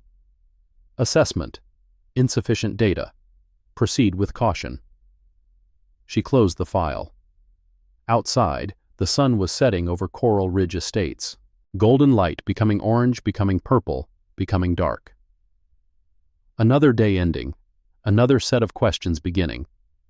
She did not know who had sent the message. Did not know if they were friend or enemy or something more complicated. But she knew one thing. Someone was watching. Someone with access to encrypted channels. Someone who knew about the reporter, the deputy, and the response coordinator. Someone who was either trying to help her or trying to manipulate her. Or both. At 9:30 p.m., the new security cameras finished their installation. The contractor had worked through dinner, charging overtime, worth every penny. 6 cameras now, covering every angle, uploading to 4 separate servers. The broken door was boarded up. The new frame was ordered. By Wednesday, 1847, Coral Ridge Lane would be more secure than it had ever been. Physically secure, at least. Other kinds of security were harder to install. At 10:15 p.m., Mireille sat at her kitchen table with a legal pad and a pen. Old-fashioned tools. Unhackable tools. She wrote down what she knew. The 911 call, made by Margot Kincaid, reported a suspicious black female. The dispatch modification, made by Eldon Thayer, changed suspicious person to burglary-in-progress. The response. 2 deputies, Brannigan and Voss, entered without warrant. Assaulted homeowner. The federal response. Protocol 7. 6 vehicles. Ended the immediate threat. The aftermath. Body cam corruption. Brannigan. Sealed reports. Ongoing investigation. She wrote down what she suspected. Coordination between caller and dispatcher. Possible. Not proven. Internal mole burying complaints. Likely. Not identified. Reporter's source with ulterior motive. Possible. Unknown. Response coordinator not trustworthy. Alleged. Not verified. She wrote down what she did not know. Who buried her original complaint and why. What Margot Kincaid's true motivation was. What the dispatcher hoped to gain by escalating the call. Who sent the encrypted warning and what they wanted. Why federal agents responded so quickly to her Protocol 7 activation, faster than standard procedure would suggest. That last question bothered her. 10 minutes from activation to arrival. That was fast. Very fast. Either the team had been unusually close, or they had been unusually ready. Neither explanation was comforting. She set down the pen, looked at the list. 22 years in service, hundreds of cases, thousands of hours of investigation, and now she was the case, the subject of her own investigation into her own circumstances. There was irony there. She chose not to appreciate it. At 11:45 p.m., her phone buzzed. Text message. Unknown number. The Thayer interview is scheduled for Monday. He's going to talk. Be ready. Then 10 seconds later, another message from a different unknown number. The Thayer interview has been moved to Wednesday. Someone is stalling. Find out who. 2 messages. 2 contradicting claims. 2 unknown sources. Someone was lying. Or both were lying. or both were telling partial truths designed to manipulate her in different directions. She documented both messages, screenshotted both, saved them to her secure file. Then she turned off her phone. Some questions could wait until morning, others would take longer. She went to bed, did not sleep, lay in the darkness listening to the sounds of a house that had been violated, a neighborhood that had shown its true face, a life that had been permanently altered in the space of 10 minutes. At 12:07 a.m., exactly 24 hours after the first knock, she was still awake, thinking, planning, preparing. The door had been broken down, but Mireille Ashford was still standing, and whoever had tried to remove her from Coral Ridge Lane was about to learn what that meant. Charg. Dawn came slowly, gray light seeping through curtains that needed replacing. Everything in this house needed something now. The door, the frame, the curtains, the sense of safety that had been stripped away and could not be reinstalled by any contractor. At 5:48 a.m., Mireille was already at her kitchen table, coffee cooling, laptop open, reviewing the footage from her security cameras one more time. The timestamp showed 12:07 a.m. The first kick. Brannigan's boot connecting with wood. 12:07 and 14 seconds. The door shuddering but holding. 12:07 and 31 seconds. The second kick. Louder, more determined. 12:08 and 2 seconds. The third kick. The frame cracking. 12:08 and 8 seconds. Entry. 4 minutes and 8 seconds. The exact duration that Brannigan's body cam had mysteriously corrupted. She watched herself on the screen. Standing in the living room, hands visible, voice steady. She watched Brannigan enter with his hand on his weapon. She watched Voss follow, circling right, eyes cataloging the space. She watched the confrontation unfold, the words, the demands, the slow escalation toward violence. At 12:14 and 37 seconds, Brannigan grabbed her wrist. She watched herself not resist, not fight, not give them anything they could use against her. At 12:17 and 12 seconds, the first federal vehicle appeared in the camera's peripheral view. 10 minutes. From Protocol 7 activation to arrival. Impossibly fast, unless they had been waiting. They had. She paused the footage. Rewound. Watched the vehicle approach again. Black SUV. Government plates. Exactly like the one Brannigan and Voss had arrived in. No, wait. She zoomed in on the plates. Compared them to the earlier footage of the deputy's vehicle. Different plates. Different vehicle. But the same make. The same model. The same tinted windows. She switched to a different camera angle. The one covering the street. At 11:51 p.m., 16 minutes before the first knock, a black SUV had driven slowly past 1847 Coral Ridge Lane. She had not noticed it at the time, had been asleep. The motion sensor had logged the vehicle's passage, but not alerted her because it had not entered her driveway. She traced the SUV's path, down the street, past her house, turning left at the corner. Then, at 12:02 a.m., the same SUV reappeared, coming from the opposite direction, stopping 3 houses down, 5 minutes before the knock. It had been parked there, waiting. But waiting for what? The deputy's arrival? The deputy's departure? Or waiting to see what would happen when Margot Kincaid's 911 call produced its intended result? Mireille felt something cold settle in her stomach. She pulled up the second vehicle, the first federal SUV to arrive at 12:17. Different plates, different vehicle, but the same make, the same model, the same tinted windows. She checked the footage again, frame by frame.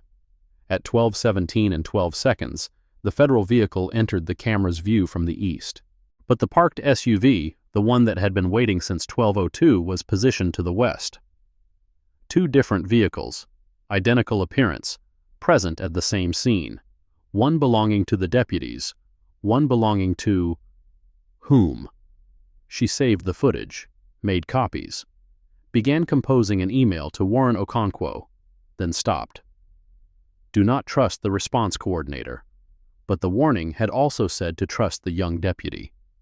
She thought about Vaughn, his visit yesterday, his questions, his earnest confusion about how a civilian homeowner had access to Protocol 7.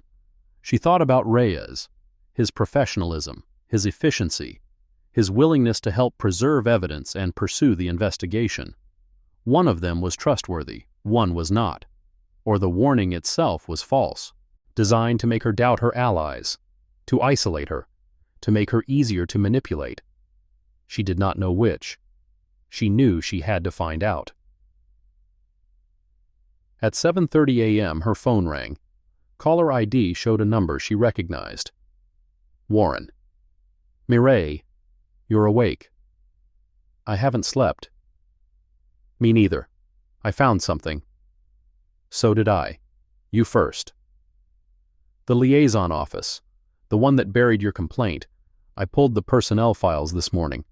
There's an agent named Reyes who transferred in 3 years ago from interagency coordination. Tomas Reyes. Sound familiar? Mireille closed her eyes. He was the response coordinator last night. I know, and here's the thing. His transfer request was flagged at the time. Unusual circumstances. His previous supervisor filed a concern about, let me find the exact wording, judgment issues in cases involving local law enforcement partnerships. The concern was overruled. He was transferred anyway. Who overruled it? Someone in D.C., someone high enough that the decision didn't require documentation. That's convenient. It gets better, or worse, depending on perspective. Reyes's wife is the sister of a Broward County Sheriff's Office captain, name of Franklin Voss. Mireille's blood went cold. Voss. Renata Voss's husband. The sergeant who entered my home last night. Her husband's brother-in-law is the federal agent who led the response to your emergency call. The implications cascaded through her mind. Connections, relationships, conflicts of interest that should have been disclosed and were not. Warren, are you saying... I'm saying the man who coordinated your rescue is related by marriage to the woman who helped break down your door. I'm saying that's either a spectacular coincidence or something much more concerning. He never mentioned it. No, he wouldn't. He had access to everything, the footage, the dispatch records, the investigation. Yes. He could influence what gets reported, what gets preserved, what gets lost. Yes. Mireille stood up, walked to the window, looked out at Coral Ridge Lane, at the street that had become a battleground, at the houses that held neighbors who had watched her be attacked. Warren, the warning I received, about not trusting the response coordinator. What warning? Encrypted message, last night, said to trust the young deputy and not trust Reyes. Who sent it? I don't know. Then how do you know it's reliable? I don't, but I'm starting to think it might be. Warren was quiet for a moment. Mireille, this is getting complicated. Multiple vectors, multiple potential compromises. You need backup you can trust absolutely. I have you. I'm in D.C. That's not close enough. I have the young deputy, Vaughn, if the warning is accurate. That's a big if. Yes, but it's what I have. What about your original network, the one that connected you to Protocol 7? I activated it. They responded, but now I'm not sure who among them is compromised and who isn't. So you're isolated. I'm cautious. There's a difference. Not much of one. She turned from the window. Warren, I need you to do something for me. Name it. Find out more about Reyes, his history, his connections, his finances if you can access them. I need to know if he's just compromised by family loyalty or if there's something else. That's going to take time. Take it, but be careful. If he's connected to whoever buried my complaint, he may be watching for exactly this kind of inquiry. Understood. What are you going to do? I'm going to talk to Deputy Vaughn, feel him out, see if the warning about him being trustworthy holds up. And if it doesn't? Then I'll know I'm more alone than I thought. Warren sighed. Mireille, I need to tell you something I should have told you years ago. What? I recommended against your promotion to chief deputy. When your name came up 3 years ago, I thought you were too willing to work outside channels, too independent. I thought the organization needed someone more predictable. I knew. You knew? I suspected. Your behavior changed after that meeting. You stopped looking me in the eye for about 6 months. I was wrong. I was wrong about you. And I'm sorry. Warren, I don't need your apology. I need your help. You have it, for whatever it's worth. It's worth quite a bit. She hung up the phone, stood in her kitchen, thought about trust and betrayal and the particular challenge of knowing which was which. Then she picked up the phone again and dialed Deputy Vaughn's number. They met at a coffee shop 20 minutes from Coral Ridge. Neutral territory, public space, multiple exits. Vaughn arrived first. She watched him through the window for 2 minutes before entering. He sat alone, checked his phone, ordered water. Did not scan the room with the nervous energy of someone expecting trouble. Good signs, not conclusive, but good. She entered, sat across from him. Thank you for meeting me. Of course, ma'am. Is everything all right? No, everything is not all right.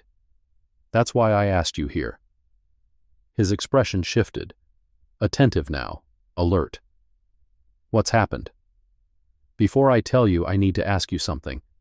And I need you to answer honestly, even if the honest answer is difficult. I'll do my best. What do you know about Agent Reyes? Vaughn's jaw tightened slightly.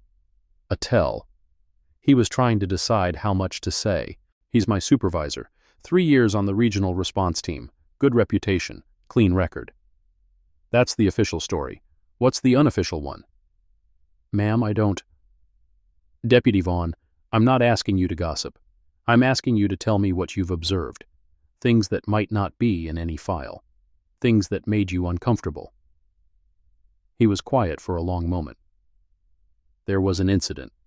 About a year ago, local police shooting in Lauderdale, black teenager. We were called in to assist with crowd control during the protests. Reyes made some comments. What kind of comments? About the protesters, about the community, about how they were making things worse for everyone. It wasn't what I expected from a federal agent. Did you report it? I mentioned it to another deputy. He said that was just Reyes's style, said to let it go. And you let it go. I did. I was new. I didn't want to rock the boat. He looked down at his hands. I should have pushed harder. You were young. You were learning. The system taught you to accommodate. That's not an excuse. No. It's an explanation. There's a difference. She leaned forward. Deputy Vaughn, I'm going to tell you something that could put both of us at risk. I'm telling you because someone suggested I could trust you, and because my instincts say they were right. Someone suggested an anonymous source, encrypted message, warned me about Reyes, said you were reliable. Vaughn's eyes widened. Who would? I don't know, but the warning seems to be holding up, which means either the source is genuine or they're manipulating me in a way I haven't figured out yet. What did Reyes do? He's married to the sister of a Broward County captain, name of Franklin Voss. Voss. Like Sergeant? Exactly like. Renata Voss's husband. Vaughn sat back, processing. So the agent who coordinated our response to your emergency call is related by marriage to one of the people who broke into your home? Yes. And he never disclosed that? No. That's a serious conflict of interest. At minimum. At maximum, it's something worse. What do you mean? I mean, someone buried my complaint about the Coral Ridge Division 18 months ago. Someone in the Federal Liaison Office, and Reyes transferred into that office 3 years ago. The pieces were connecting behind Vaughn's eyes. You think he's the one who buried it? I think he might be, or he knows who did, or he's protecting whoever did. What do you want me to do? I want you to watch. Listen. Pay attention to anything unusual. Any conversations about this case that don't make sense. Any documents that get misfiled. Any evidence that gets misplaced. You want me to spy on my own supervisor. I want you to protect an investigation from being compromised by someone who has a personal interest in seeing it fail. Vaughn was quiet for a long time. Ma'am, if I do this and I get caught, you'll face consequences. Yes, I won't pretend otherwise. Then why should I help you? Because it's the right thing to do. Because the same systems that let 2 deputies break down my door are the systems that let officers shoot black teenagers in Lauderdale. Because if people like you and me don't push back, nothing ever changes. That's a lot of weight to put on one decision. Every decision carries weight. This one just makes it visible. He looked at her, looked at the window, looked at his hands. Then he nodded. I'm in. You're sure? I'm sure. Whatever happens, I'd rather be on the right side of it. Good. Then here's what I need you to do. 2 hours later, Mireille returned to Coral Ridge Lane. The contractor had finished the emergency repairs. The door was sealed. The frame was reinforced. The house looked almost normal from the outside. Almost. She parked in the driveway, walked to the front door, stopped. Something was wrong. The door was closed, the lock was engaged, the security system showed green. But something was wrong. She checked the camera feed on her phone. Nothing unusual. No visitors. No movement. She opened the door, stepped inside. Everything was exactly where she had left it. Except, on the kitchen table, where her legal pad had been, there was now a photograph. She walked to the table, looked down at the image. It was a photograph of her, taken from across the street, through the window of a house that had a clear view of her porch. In the photograph, she was sitting with her laptop, reading case files.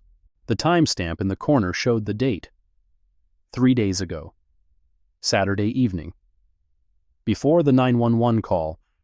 Before the break-in. Before any of it.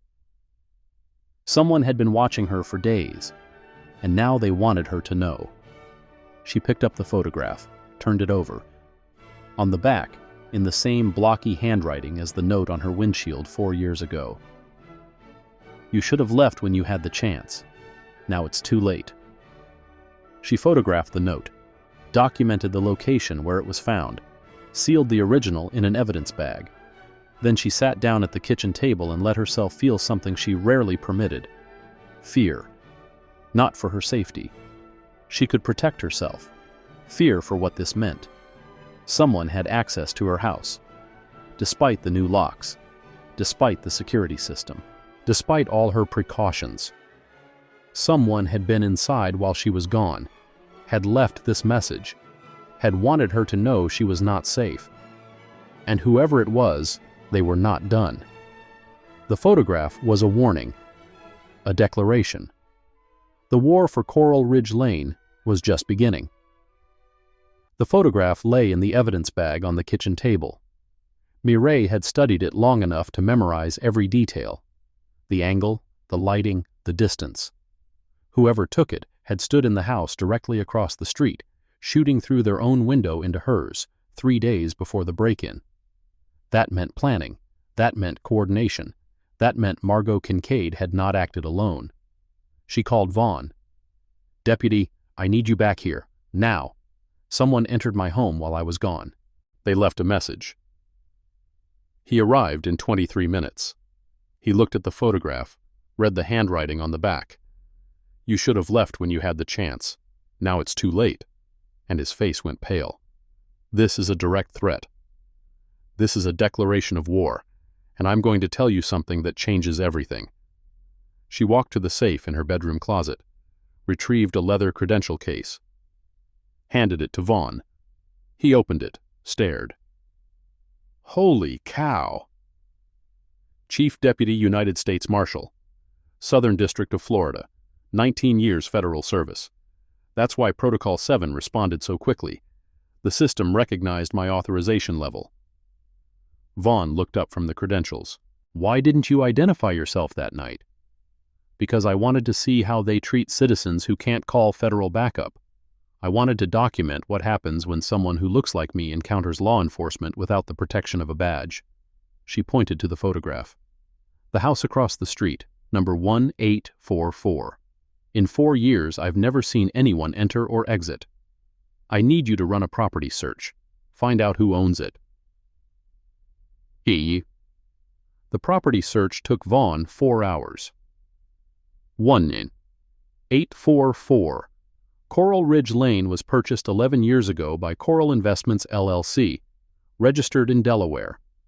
The registered agent is a Miami law firm called Hendricks, Shaw & Associates. They specialize in asset protection and law enforcement consulting. Mireille felt something cold settle in her stomach. They have contracts with Broward County Sheriff's Office, and the property was acquired 3 months after I submitted my complaint about the Coral Ridge Division. Someone bought a surveillance position across from your home specifically in response to your complaint, and they've been watching me ever since. She called Warren Okonkwo that night. He had been digging too. The person who buried your original complaint wasn't Reyes. It was someone higher.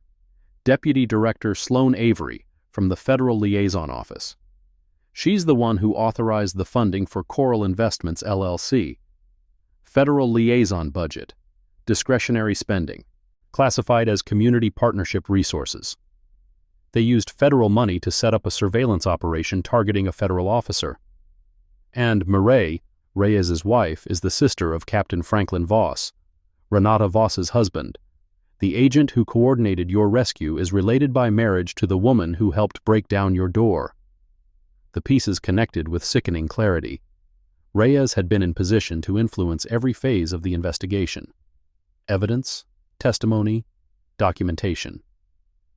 I need the Thayer interview moved to tomorrow, before whoever's protecting him has time to prepare his story. I'll make calls, but be careful. Avery has resources. So do I. The investigation has just taken a dangerous turn. What started as a local incident is now revealing a network of corruption that reaches into federal agencies. Stay with us, because the confrontation is coming. The federal building in downtown Miami projected authority through glass and concrete. Mireille arrived at 9:30 a.m., 30 minutes before the interview. The observation room was small, with a one-way mirror looking into the interview room. AUSA Oyalaran was there, an FBI agent named Chen, and in the corner, Agent Reyes, watching with an expression she could not read. At 10:02 a.m., Eldon Thayer walked in with his lawyer. Oyalaran began. Mr. Thayer, on July 4th, you changed a 911 call classification from suspicious person to burglary in progress. Why? Thayer's eyes flickered toward the one-way mirror. I received a call, on the internal line. Someone said the situation had escalated. Who called you? I don't know. They didn't identify themselves. So you violated dispatch protocols based on an anonymous call. The lawyer intervened. My client has answered the question. Then perhaps he can explain the other calls. We've reviewed phone records. 3 internal calls to your station that night. The first before the classification change. The second during the deputy's approach. The third after federal units arrived. Someone was monitoring the situation in real time. Thayer went white. After a recess for consultation, the lawyer returned with an offer. My client will provide additional information in exchange for immunity and protection. Protection from whom?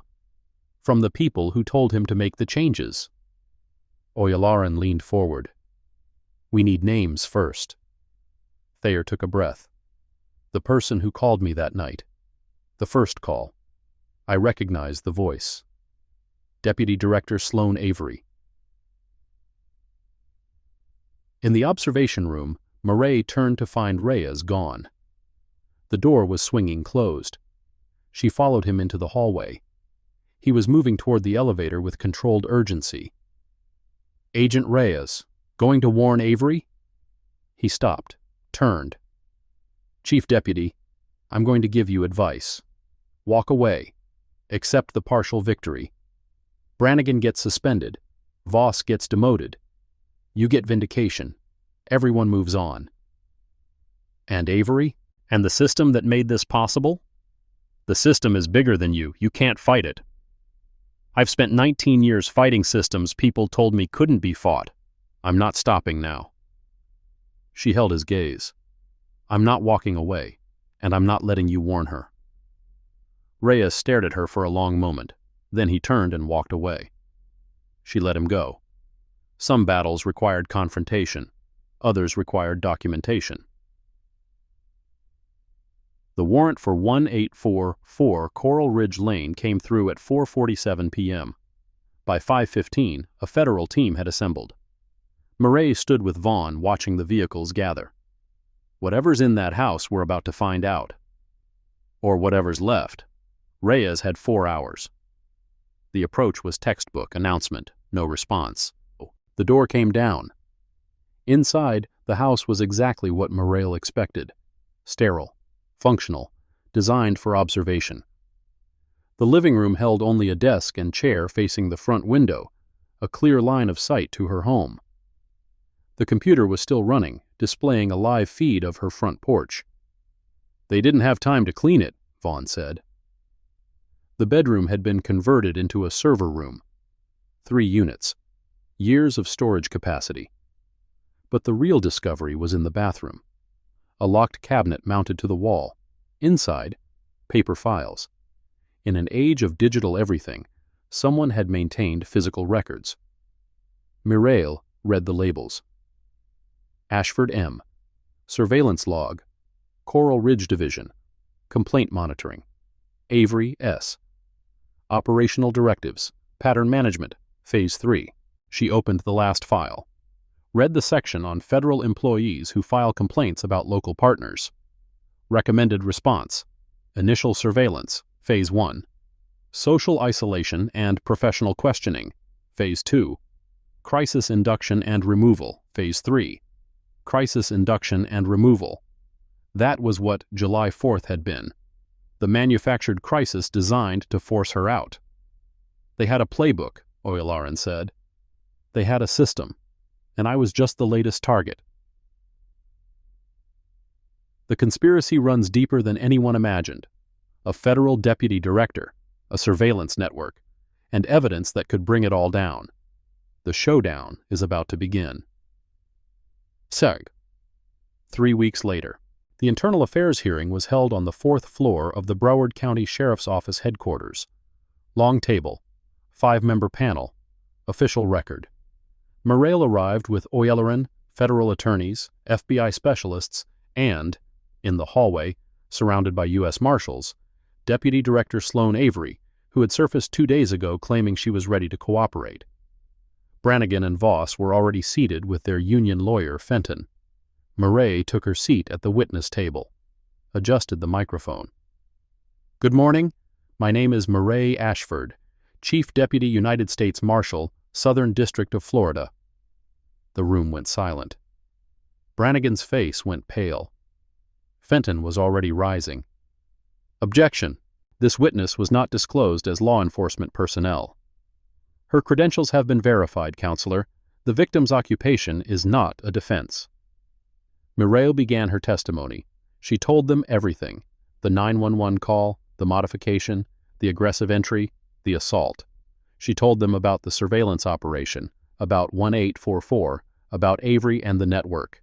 She presented the documents, the files, the phone records, the paper trail. When she finished, Fenton made his argument.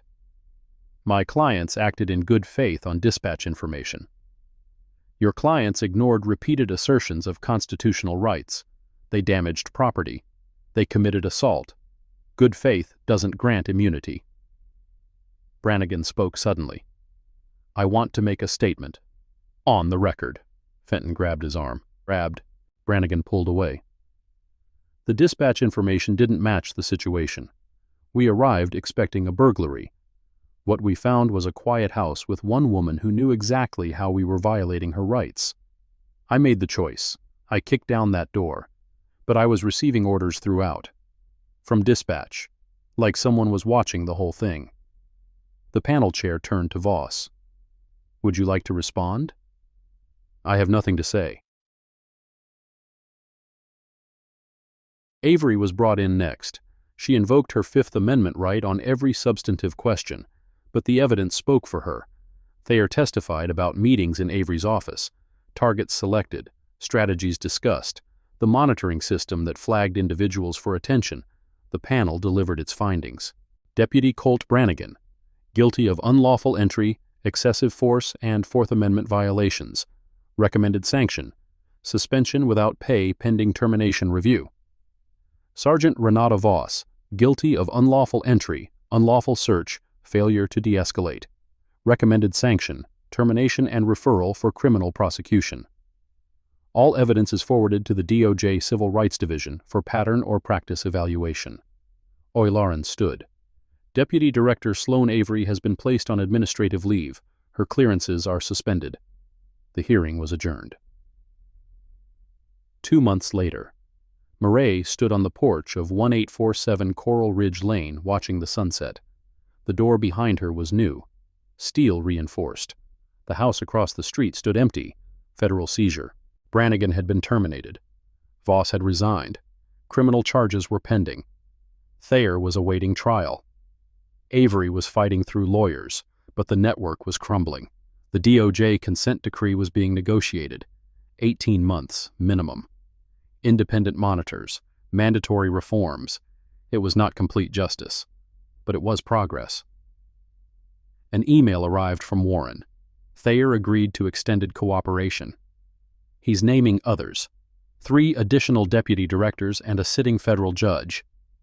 This goes beyond Florida. We're looking at a national pattern. Also, a reporter asked about you, working on a book about police accountability. Wants to know if you'd talk. Mireille considered.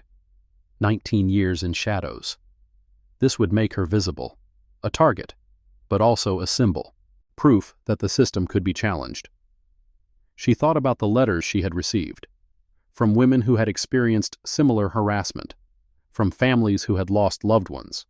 From officers who had tried to report misconduct.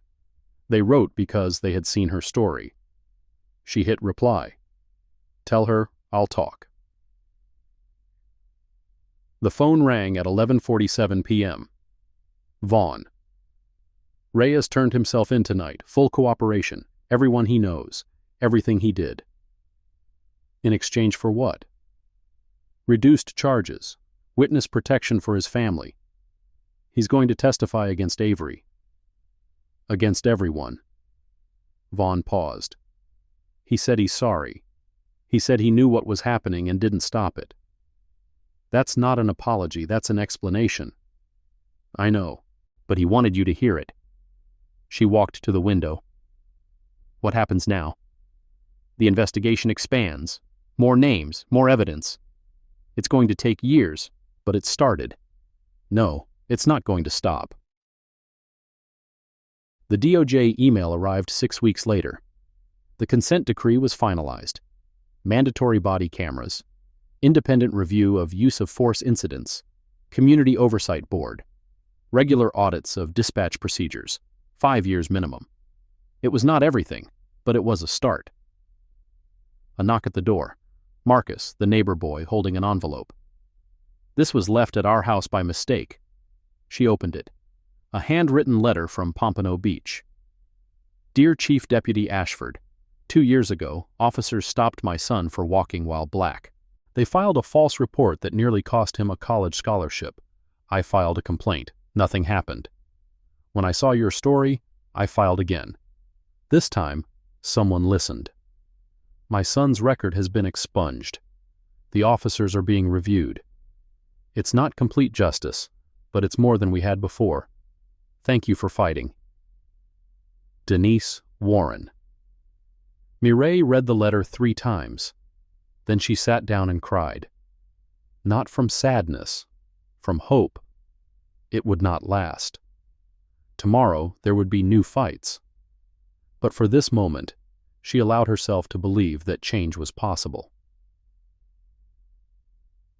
The last thing she did before bed was check email. One new message. Blocked sender. No subject. The Thayer list just expanded. 17 names now. Avery wasn't the top. She was a layer. There's someone above her. Someone still active. Someone watching you right now. Be careful. Mireille documented it. Saved it. Then she turned off the lights and lay in the darkness. Outside, an engine started. Headlights swept across her window, then disappeared. She did not sleep. She listened. And waited. Because the fight was not over. It was only beginning.